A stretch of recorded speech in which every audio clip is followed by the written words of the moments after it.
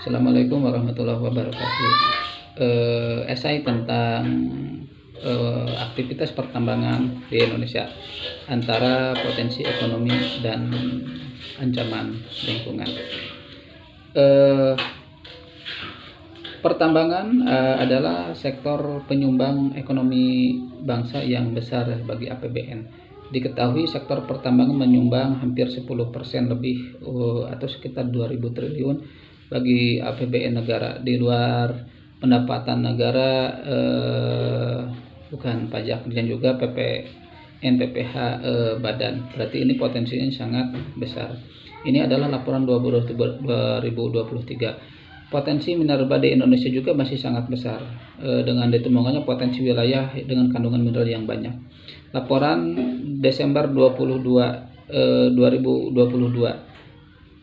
ada 2.645 lokasi data mineral logam, 4.600 lokasi data mineral bukan logam, 1.646 lokasi batu bara, 70 data migas metana batubara, 70 lokasi data gambut, 361 panas bumi, dan selainnya.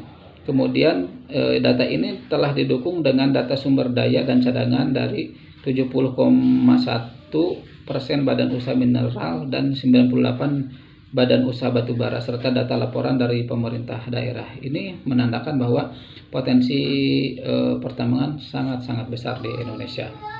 Kemudian adalah dalam mengelola potensi pertambangan ini juga pemerintah telah mengeluarkan tentang regulasi terbaru, yaitu Undang-Undang Nomor 3 Tahun 2020 tentang pertambangan mineral dan batubara atau dipersingkat Undang-Undang Minerba.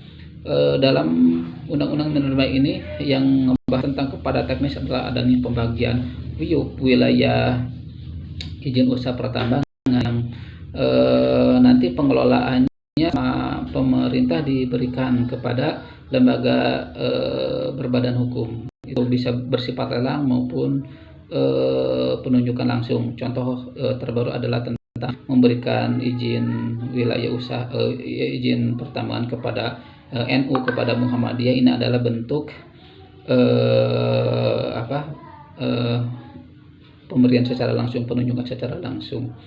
Kemudian juga bahwa setelah itu juga izin usaha pertambangan itu memang memiliki tahapan yang sangat lama gitu kan. Pertama adalah terbagi menjadi dua, izin usaha eksplorasi, yang keduanya izin usaha operasi pertambangan. Di izin eksplorasi saja bisa mencapai 8 tahun 10 tahun. Ini memang menandakan bahwa dalam mau melaksanakan pertambangan di satu wilayah memang prosesnya yang panjang dengan detail-detail pelaksanaan agar dengan maksud proses ini dijalankan dengan tahap-tahap yang sedemikian rincinya agar dampak daripada pertambangan tersebut bisa minimal sebenarnya ke sana gitu kan, sehingga hingga kepada tahapan operasional pertambangan ini yang dikelola oleh pihak-pihak yang mendapatkan izin dari pemerintah. Itu adalah bentuk penjagaan dari pemerintah. Kemudian secara lapangan kita ketahui tentang kasus-kasus yang telah terjadi di Minahasa, PT Newmont Minahasa Raya. Mereka sampai masuk ke meja pengadilan gitu kan, sehingga pemerintah menghitung estimasi kerugian baik material maupun imaterial yang sangat besar, tetapi di pengadilan akhirnya dimenangkan oleh pihak pemerintah dengan kompensasi yang jauh jauh daripada hitungan estimasi pemerintah.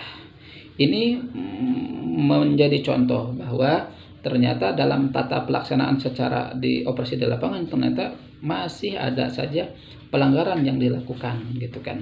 Kemudian yang terbaru adalah pelanggaran di Raja Ampat. Ini sangat menohok mata pikiran publik masyarakat, di mana Raja Ampat adalah wilayah yang mendapatkan UNESCO Global Geopark. Tapi di sana terjadi pertambangan. Ini sangat menohok sekali. Kenapa izin ini sampai bisa keluar gitu kan? Kemudian tentang isu yang terbaru, pasti ada kaitannya dengan pertambangan. wilayah 4 masuk ke Sumatera Utara dari Aceh. Terus pertambangan Limpang dan sebagainya. Ini adalah hal-hal yang menjadi kekacauan pemikiran dari pemerintah. Di mana sih letak regulasi ini berjalan, ataukah ada permainan dari pihak-pihak tertentu, baik pejabat yang sifatnya oknum dan sebagainya, karena tidak bisa dipungkiri bahwa sektor migas ini adalah sektor yang benar-benar memberikan keuangan yang sangat besar, sehingga oknum-oknum banyak yang bermain bisa saja di sana. Maka kesimpulan daripada esai ini sih sebenarnya, satu sisi pertambangan memiliki potensi yang besar, satu sisi lingkungan juga kerusakan. Maka yang terinti daripada ini semua adalah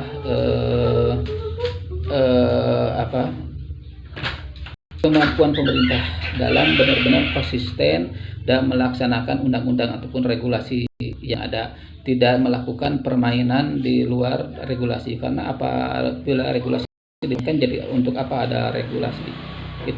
Kemudian dari sisi regulasi, kemudian dari sisi hasil yang dihasilkan dari potensi ekonomi ini harus benar-benar terjaga pengawasannya, sehingga semuanya termanfaatkan untuk kepentingan rakyat, kesejahteraan rakyat. Jangan sampai masuk kepada saku-saku para koruptor. Itu yang kedua. Kemudian terhadap lingkungan harus benar-benar gitu kan, adanya keterpaduan antar semua kementerian ASDM, Kementerian Lingkungan Hidup, Kementerian Perhutanan, kementerian yang terkait dengan hal tersebut. Maka di saat regulasi benar-benar konsisten dijalankan, pengawasan dari pemerintah benar-benar ketat gitu kan, melibatkan semua sektor, kejaksaan, KPK maupun kepolisian, sehingga potensi-potensi kebocoran tidak terjadi. Demikian, mudah-mudahan potensi ekonomi dari sektor pertambangan dapat mensejahterakan rakyat, tapi di sisi juga dampak dari lingkungan bisa diminimalkan dampak lingkungannya. Demikian. Assalamualaikum warahmatullahi wabarakatuh.